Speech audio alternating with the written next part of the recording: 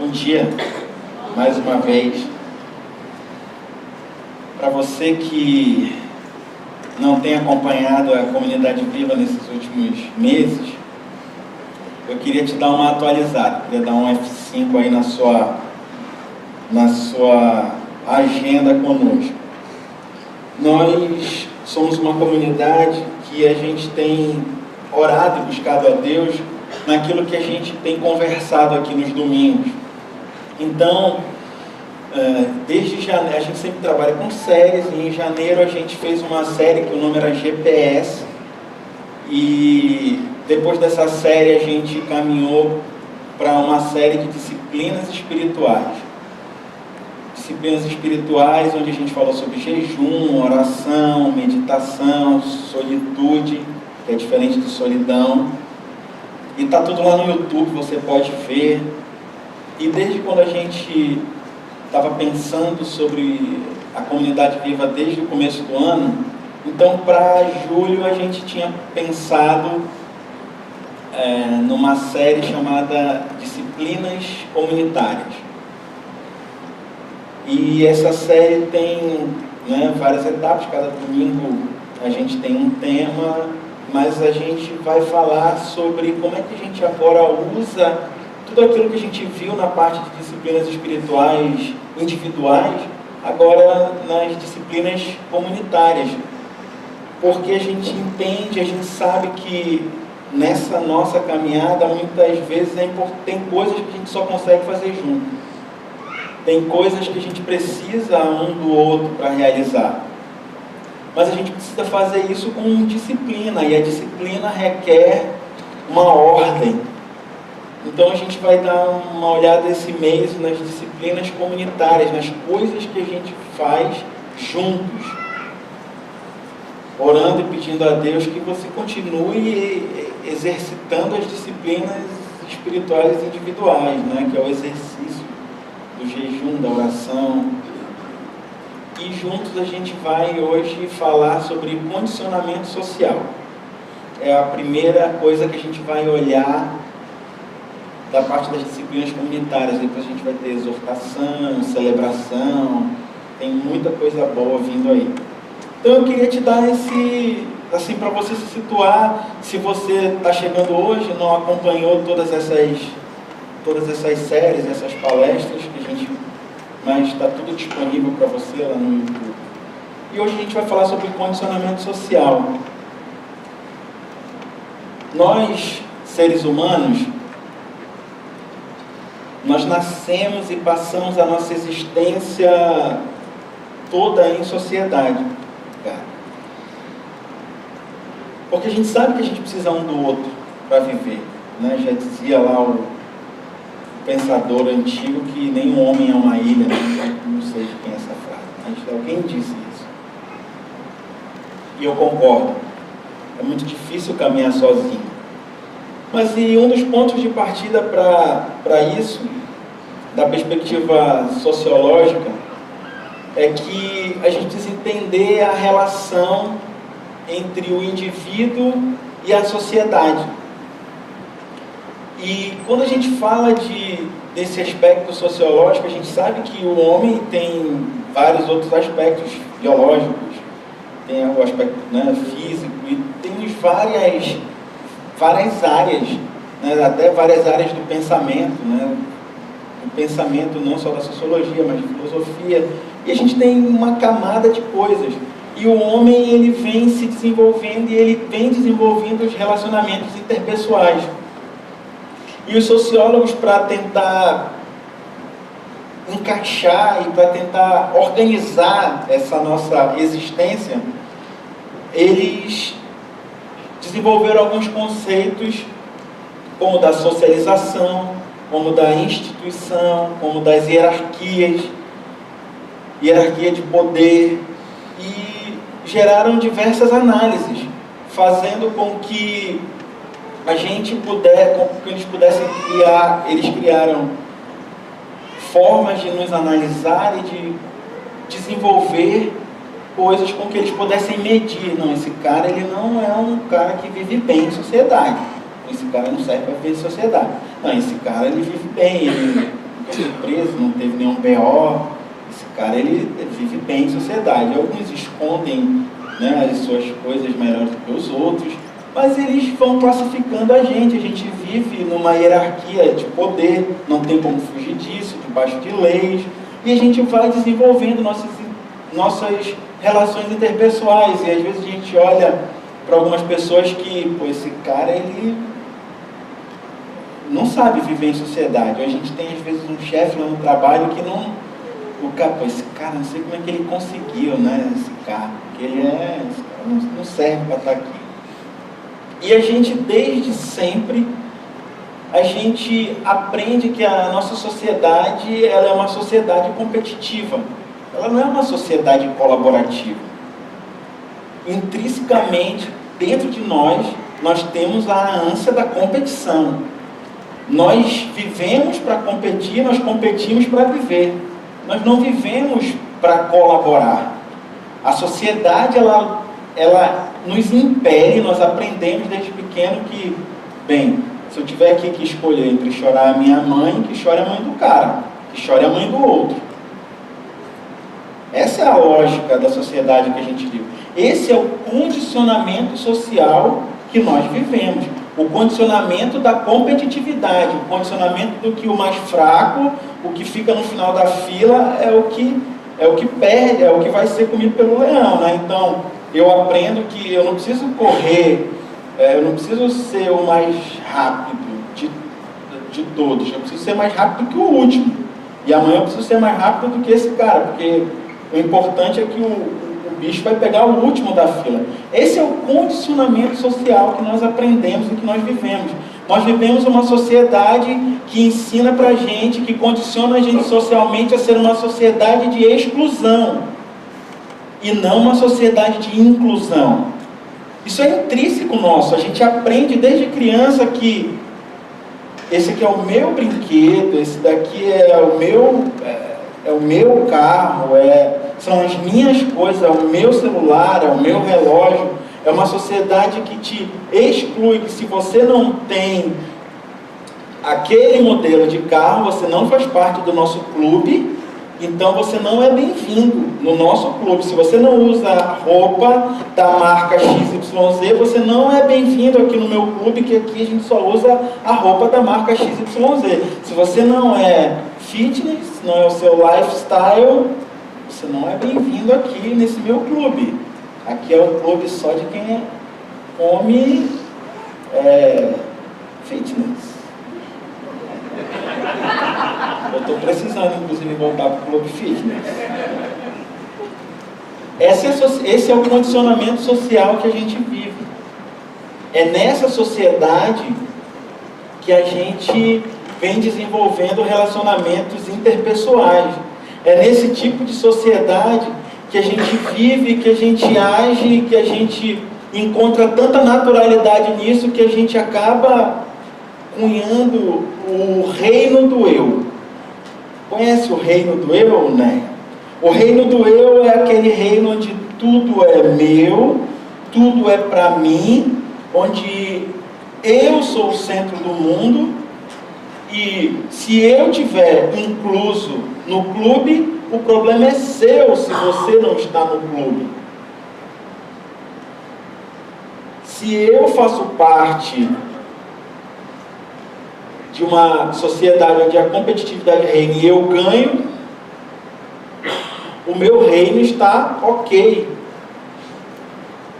E nós somos condicionados desde pequenos, desde criança, a criar o nosso reino do eu. Esse é o condicionamento social que nós somos submetidos desde a nossa mais tenra idade. É assim que a gente é condicionado, é assim que a gente vive, onde, bem, se eu estou ganhando, está ok. Se o meu reino está prosperando, está ok. Nós aprendemos a sempre nos colocarmos em primeiro lugar. Esse é o mote da nossa sociedade. É isso que faz ela funcionar. E às vezes a gente não entende como é que a gente chega como é que a gente chegou nessa circunstância, como é que a gente chega nessa situação de desse reino do eu. Porque você é condicionado socialmente quando você se dá por si, quando você entende que você se torna uma pessoa, você já está envolvido nesse sistema. Você já está totalmente condicionado a ter o seu reino do eu e a defendê-lo com unhas e dentes. Porque se for para chorar minha mãe, que chora a mãe do outro. E quando você se dá por si, você já está totalmente envolvido nesse sistema. Mas eu quero dividir contigo talvez o primeiro vislumbre de como é que isso começa. E eu quero te convidar para você abrir a sua Bíblia lá em Êxodo, no capítulo 20, versículo 17. Êxodo 20, 17. Eu vou ler na NVI. Eu acho que você tem aí, se você não tiver a sua Bíblia, o seu celular, o seu tablet, a gente vai projetar aí para você acompanhar. Diz bem assim: não cobiçarás a casa do teu próximo, não cobiçarás a mulher do teu próximo, nem os servos, nem as servas, nem o seu boi ou jumento, nem coisa alguma que lhe pertença. E nós, no nosso reinado do eu, a gente ignora esse 10º mandamento. A gente ignora completamente, porque a gente olha para o lado e vê aquele cara com aquele celular bacana e pensa, bem, se eu tiver um celular bacana igual o dele, eu vou ser amigo dele. Então, eu tenho que alimentar o meu reino do eu, para mim poder ter um negócio igual ao dele, para fazer parte, porque sociologicamente nós aprendemos que a gente não vive sozinho. E eu preciso pertencer a um clube, eu preciso pertencer a um time, eu quero viver em sociedade, eu não quero viver excluído. Então eu olho para o lado e digo, bem, talvez para eu fazer parte desse clube eu precise ter esse carro, esse relógio.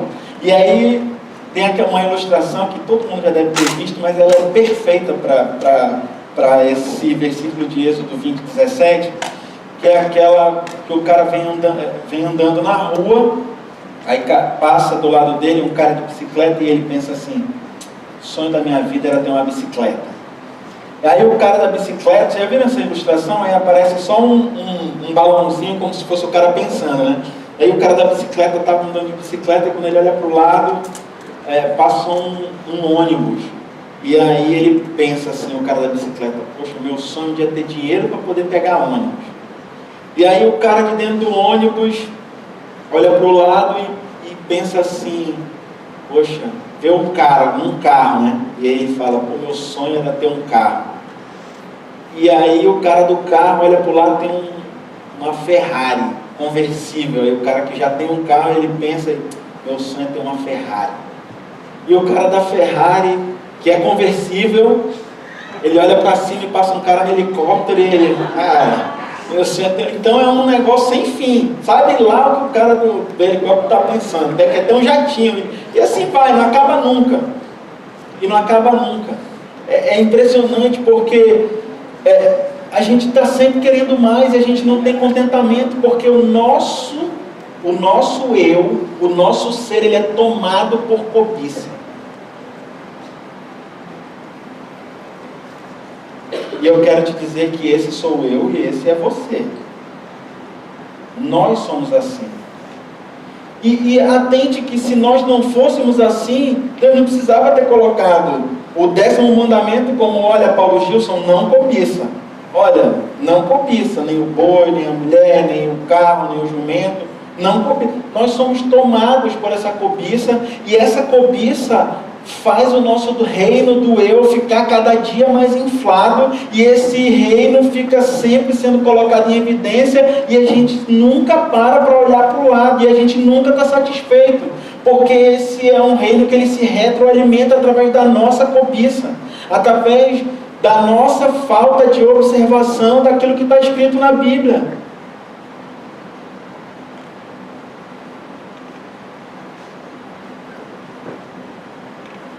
Esse sou eu e esse é você. Não adianta a gente fugir disso. Naturalmente, nós somos assim. E é engraçado porque achei um filósofo alemão e ele falou um negócio que chamou muito a minha atenção e quero dividir com vocês. Ele não é cristão, mas ele falou um negócio bem interessante. Schopenhauer diz assim: a vida é um pêndulo que oscila entre o tédio e o sofrimento. Que coisa, né? A vida é um pêndulo. E do lado desse pêndulo, em vez de ter alegria e tristeza, não. Ele entendeu que não, a vida ela é um pêndulo que oscila entre o tédio e o sofrimento. E a felicidade é apenas uma cessação de ambos. Então, esses somos nós. Nós não temos contentamento. Nós nunca estamos satisfeitos. Nós só estamos interessados no nosso reino do eu, onde o eu preciso ter, eu preciso crescer, eu preciso obter mais, eu preciso proteger as minhas posses. Eu. E Schopenhauer nem conhecia Deus. Isso não está nem na Bíblia. Provavelmente ele nem deve ter lido Êxodo 20, 17. Mas a nossa cobiça é tão grande que a gente só sente tédio e sofrimento. Bem, eu estou sofrendo porque eu não tenho o carro que eu queria ter, então eu sofro. Daí quando eu tenho o carro que eu queria ter, eu fico em tédio. Agora eu já tenho, então eu vou procurar outra coisa para ter. Então a gente fica com tédio e sofrimento, em tédio e sofrimento, em tédio e sofrimento. Porque a gente só está olhando para o nosso reino do eu.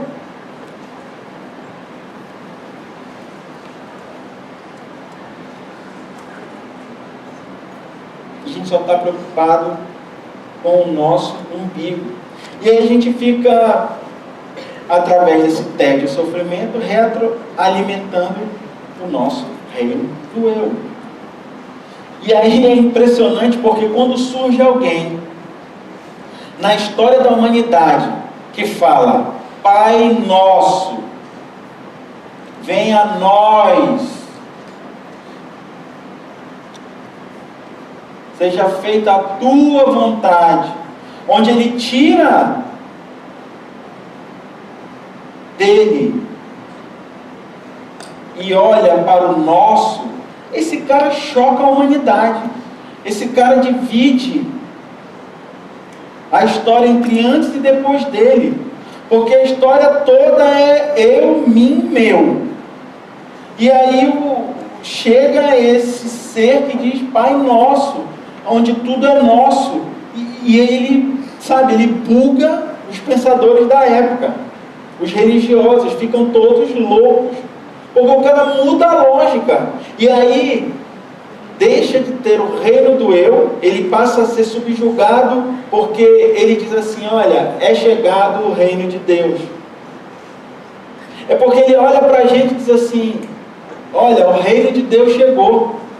A lógica humana vai ser subvertida, o reino de Deus chegou. O reino de César caiu, o reino do eu caiu e o reino de Deus chegou. E para viver o reino de Deus tem uma lógica diferente, que não é a lógica do eu, não é a lógica do meu, mas é a lógica do Pai Nosso.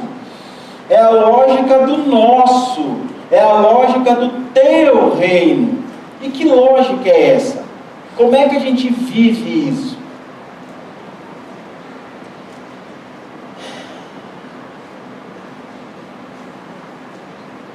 Uma das coisas que eu acho que vai ajudar a gente a entender como é que a gente vive isso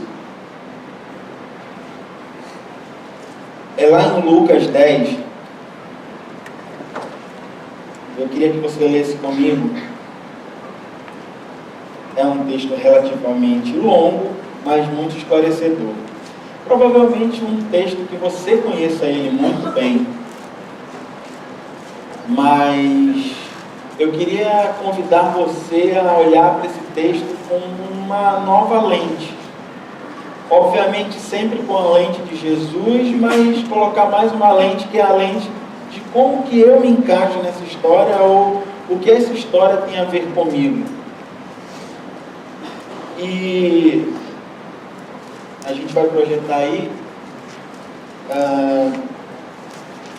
Lucas 10, 25, chama a parábola do bom samaritano. Todos vocês devem conhecer, mas eu quero que você releia essa parábola comigo.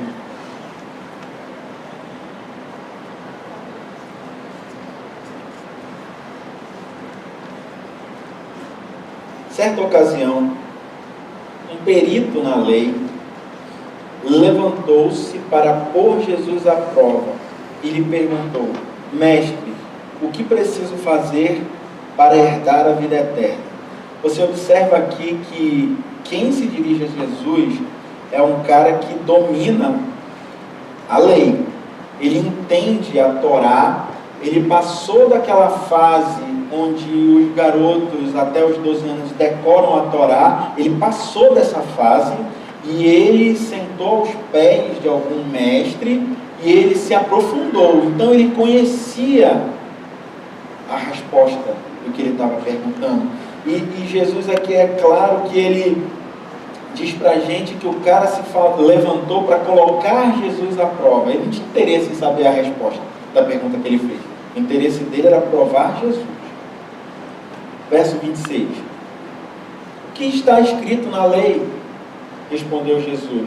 Como você a lê? Ele respondeu: ame o Senhor. Olha só como ele sabia a resposta. Ame o Senhor, o seu Deus, de todo o seu coração, de toda a sua alma, de todas as suas forças e de todo o seu entendimento. E ame o seu próximo como a si mesmo. Então o cara recitou para Jesus a palavra. Ele respondeu a Jesus com a própria palavra de Deus. Na época só tinha o Velho Testamento. Ele respondeu recitando a Torá. Disse Jesus: você respondeu corretamente, faça isso e viverá. Para nós aqui hoje seria maravilhoso se o abençoado perito da lei tivesse calado a boca, virado as costas e ido embora. Mas não, gente. O cara não satisfeito, ele quis meio que, sabe quando tu quer enquadrar o cara? Ele quis enquadrar Jesus, aí é que ele tombou, né, como diz o... Porque ele diz assim, 29, mas ele, querendo justificar-se, perguntou: e quem é o meu próximo? Aí é que o negócio fica sério, né? E aí, em resposta, disse Jesus: um homem descia de Jerusalém para Jericó, quando caiu nas mãos de salteadores. Estes lhe tiraram as roupas, espancaram-no e se foram, deixando-o quase morto. Verso 31. Aconteceu estar descendo pela mesma estrada um sacerdote. Então, Jesus aqui, ele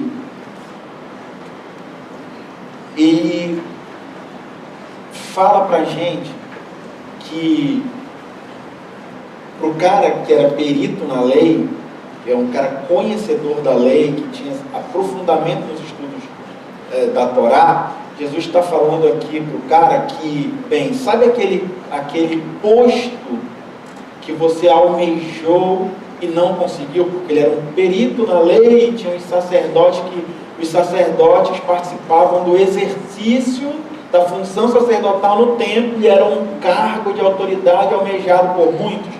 Então Jesus está dizendo: sabe aquele cara que tu acha que é o cara, que é o sacerdote? Pois é, ele estava passando, verso 31, quando viu o homem, passou pelo outro lado,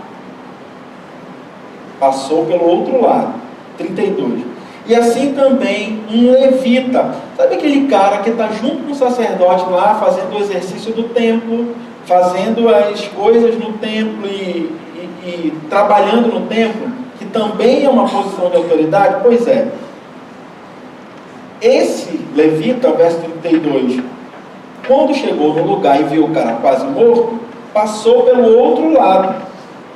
E aí, verso 33, quando Jesus diz assim: mas um samaritano, estando de viagem, e aí Jesus aqui, ele pega a faca, enfia no peito do cara e roda, porque o samaritano era como se fosse alguém que eles consideravam de um nível social, ideológico. Esse cara nem gente ele é samaritano. Não, esse cara ele não nada. Sabe aquele cara que é rejeitado pela sociedade, que todo mundo tem nojo? Era o samaritano. Aí Jesus bota logo o samaritano na jogada. Verso 33. Mas o samaritano, aquele que tu tem nojo, estando de viagem, chegou onde se encontrava o homem, e quando o viu, teve piedade dele. O coração dele se moveu em favor do cara que estava quase morto. Verso 34. Aproximou-se, enfaixou-lhe as feridas, derramando nelas vinho e óleo. Depois colocou-o sobre o seu próprio animal, levou-o para uma hospedaria e cuidou dele. No dia seguinte deu 2 denários. O denário era uma moeda de prata equivalente à diária de um trabalhador braçal. Ao hospedeiro lhe disse: cuide dele, quando eu voltar pagarei todas as despesas que você tiver. Qual desses 3 você acha que foi o próximo do homem que caiu nas mãos dos assaltantes? Aquele que teve misericórdia dele, respondeu o perito na lei.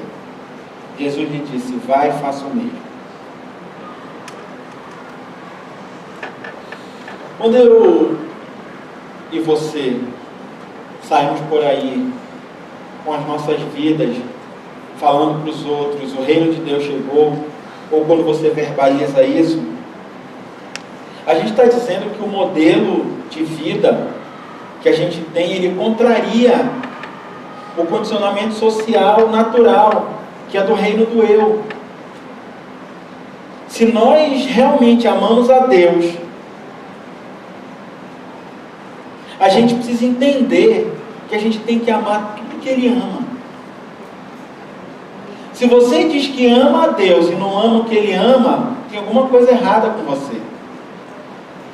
E Jesus usa a história do bom samaritano para exemplificar isso. E é interessante que nos ensinos de Jesus, nas parábolas que Ele conta e em tudo que Ele faz, Jesus se preocupa com algumas categorias de gente.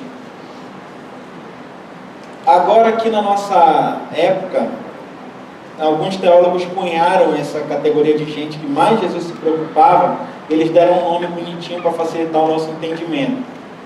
Não sei se vocês já ouviram falar numa expressão chamada quarteto vulnerável. Quem é esse quarteto vulnerável? O quarteto vulnerável são os órfãos, as viúvas, o estrangeiro e o pobre.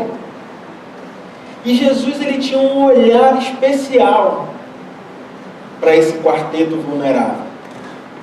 E Jesus amava o pobre, o órfão, a viúva, o estrangeiro de uma forma especial. E nós, muitas vezes, olhamos para essa categoria de gente, porque quando a gente faz assim para eles, a gente está dizendo que eles são outra categoria de gente. A gente olha para eles de uma forma bem ruim.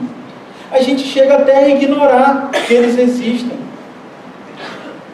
Agora, se você entende que Deus ama eles, e se você diz por aí que o reino de Deus chegou, é nossa obrigação amar tudo que Deus ama. E Jesus deixou isso muito claro na palavra do samaritano.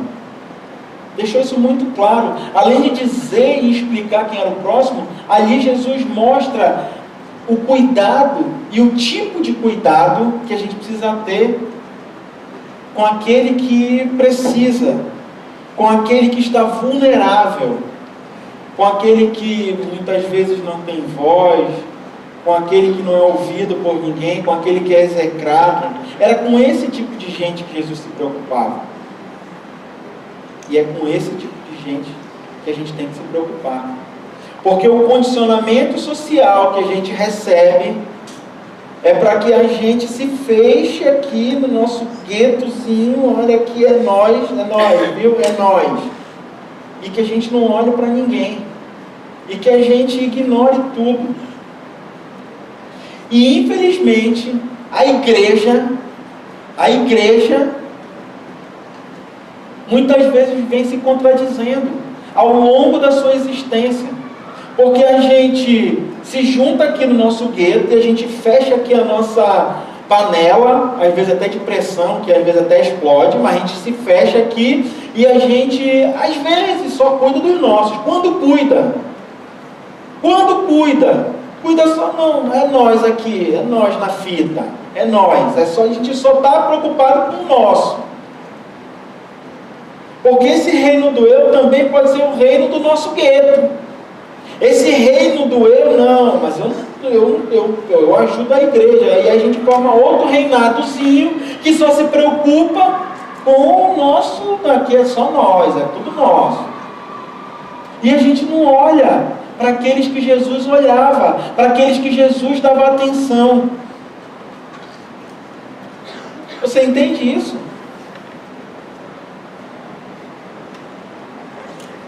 E a gente nunca imagina e nunca pensa que uma comunidade de fé possa viver essa contradição.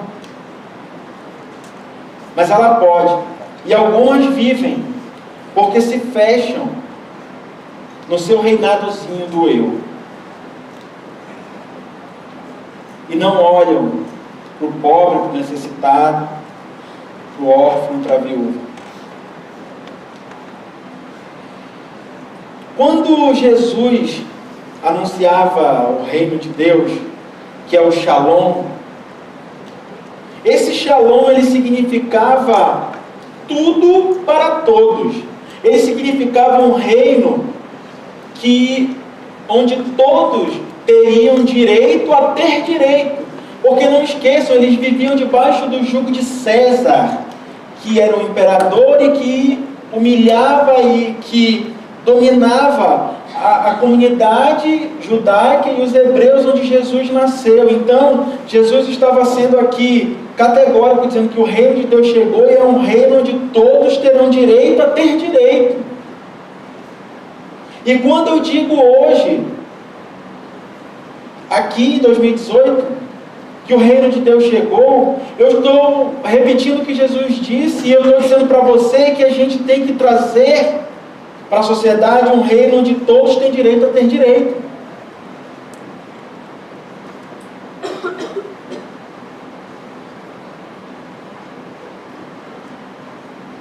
Defender o direito da vítima, tomar partido pelos que sofrem. Era isso que Jesus fazia o tempo todo. Na caminhada e na trajetória dele, era isso que ele fazia. Olhava e falava, dava voz para quem não tinha voz, defendia quem não tinha defesa. E nós, como comunidade, nós existimos para ser um sinal histórico do reino de Deus. Nós existimos para que aquele que não tem direito possa ter direito através de nós. Nós fazemos parte desse contexto. E não se engane, nós como comunidade de fé, e aqui me entenda que uma comunidade de fé, uma comunidade cristã, ela não é um partido político, ela não é uma ONG, ela não tem ideologia político-partidária. Ela tem apenas uma missão de ser um sinal do reino de Deus. E se a gente entender o que Jesus fazia e o que Ele quer que a gente faça, a gente vai fazer justiça. A gente vai fazer justiça. A justiça do reino de Deus. É isso que Jesus quer para a gente. A história a parábola do samaritano mostra o que é fazer justiça. Como Jesus entende que a gente tem que fazer justiça. E aqui é uma coisa importante a gente entender que justiça não é caridade. E quando eu falo aqui caridade, eu estou falando caridade no sentido de fazer bondade. Não a caridade quando é usada como amor. É caridade no ato de fazer um ato de bondade. Justiça não é caridade. Até porque, como Jesus é de uma tradição judaica, quando ele fala em atos de justiça, o ato de justiça na tradição judaica, ele era, quando eu dava um pão para quem precisava, eu estava praticando um ato de justiça. Esse ato de justiça fazia com que esse cara que praticava o ato de justiça, com que ele se tornasse justo. Então, quando eles aprendiam lá com os rabinos, existia uma balança da justiça, né, e quando o cara se tornava ímpio, né? Então, quanto mais atos de justiça ele praticava, mais a balança pesava para o lado da justiça. Então, praticar atos de justiça era uma ordem de quem seguia a tradição judaica, mas isso não fazia ele ficar bonzinho, fazia ele se tornar justo. E o maior exemplo aqui é Jó. Não é? Quando Deus buscou um homem sobre a terra justo, ele encontrou Jó. Jó era um homem que praticava atos de justiça. Então, se eu te digo que justiça não é caridade, qual é a diferença entre justiça e caridade? E aí eu quero dividir com vocês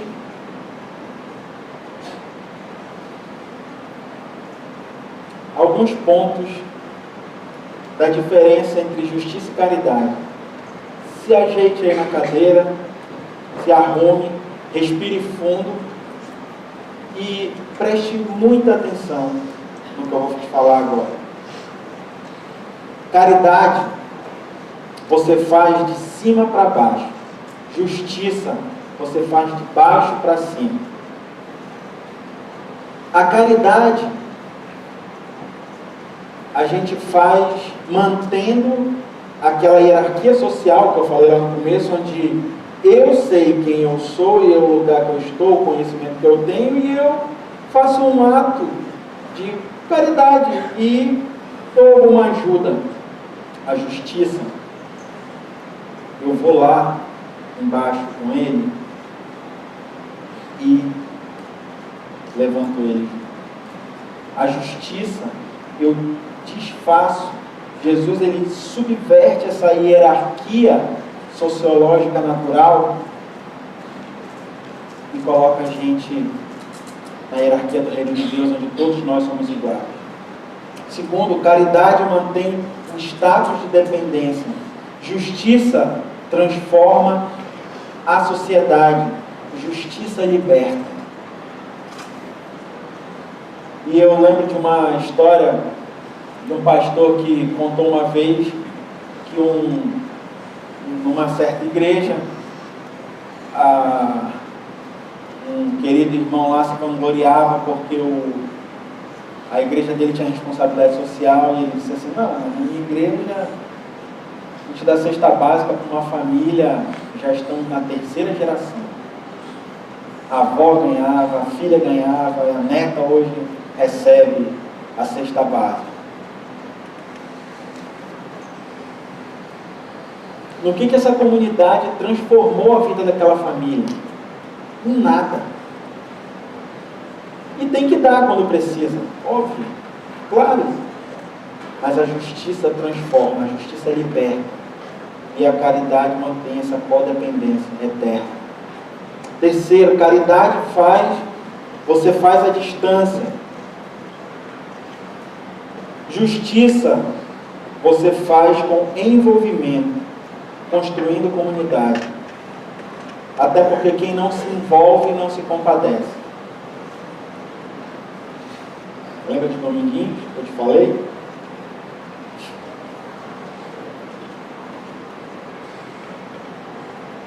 Se você for lá, você vai ficar completamente compadecido.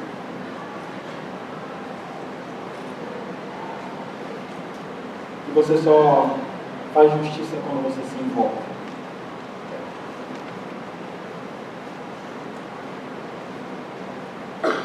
Quarto, caridade se faz doando generosamente. Justiça se faz ressignificando nossa vida, nosso estilo. Doar generosamente é uma bênção. Continue doando. Nós entendemos que doar é uma bênção e é melhor dar do que receber. Mas ter um estilo de vida generoso, onde você faz justiça, onde você transforma e ressignifica a vida dos outros, isso faz muito mais sentido para você, porque aí você vai estar envolvido, você vai estar no mesmo nível, se colocando no mesmo nível, e isso vai mudar o teu estilo de vida. 5. Caridade se faz com o que eu tenho para dar, e justiça se faz com o que o outro precisa.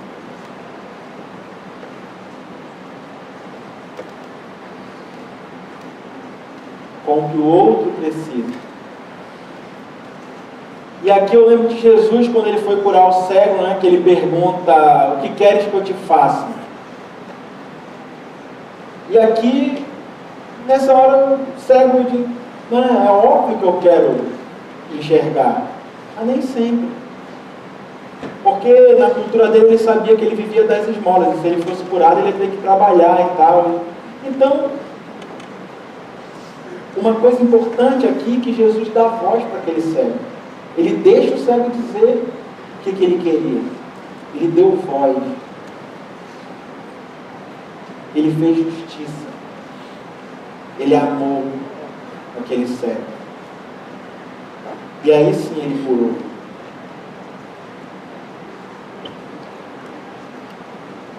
Número 6. Caridade se faz para o outro. Justiça se faz com o outro.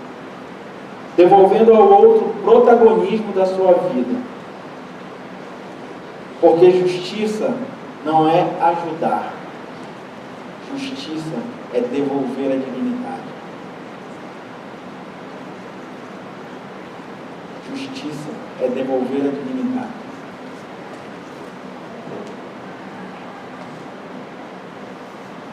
No exemplo do bom samaritano, Jesus contou que o samaritano cuidou e colocou na hospedaria. Ele devolveu a dignidade para aquele homem.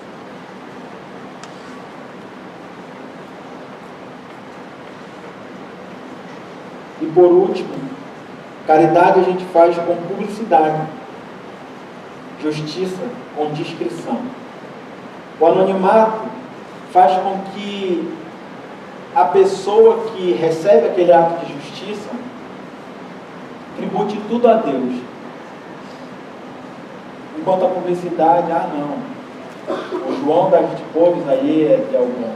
Ele é que é o cara. E a descrição, o anonimato, garante que todo ato de justiça seja tributado a Deus.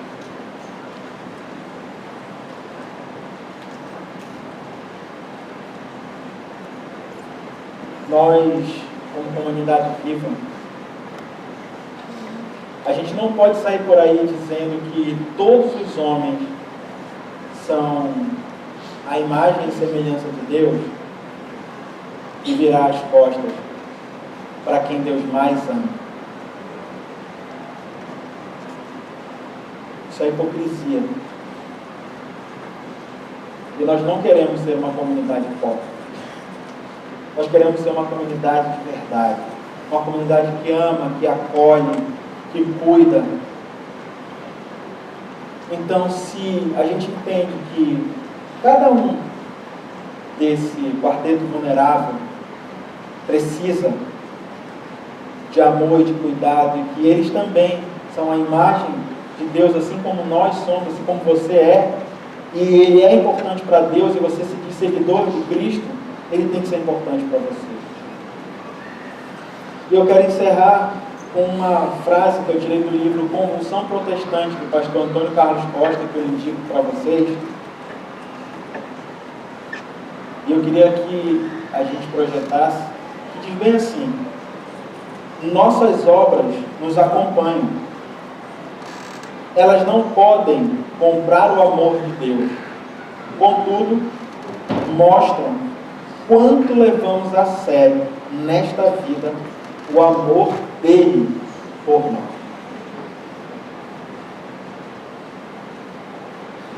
As nossas obras mostram o quanto a gente leva a sério o que Deus fez por nós.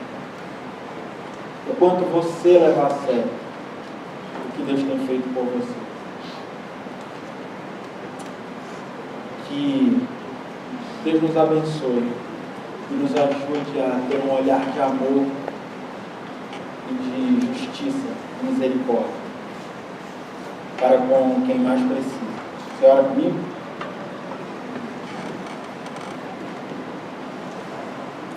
Pai, obrigado pelo teu amor e pelo teu cuidado. Obrigado porque tu és fiel. E obrigado porque o Senhor tem nos ensinado a amar, o Senhor tem nos ensinado a tua justiça, porque o Senhor tem nos ensinado que a justiça se faz dando protagonismo da vida da pessoa para ela de volta. Obrigado porque o teu amor nos constrange. Obrigado porque tu tem nos ensinado a ressignificar o nosso condicionamento social, tirando esse condicionamento natural do reino do eu e nos levando para o teu reino. E o reino de Deus é justiça, amor e paz, e que a gente possa levar a tua justiça, a justiça do teu reino, para aqueles que precisam. Muito obrigado pelo teu amor e pelo teu cuidado. E nos ensina, Pai, aquilo que tu queres fazer em nós e através de nós, como comunidade. Em nome de Jesus. Amém.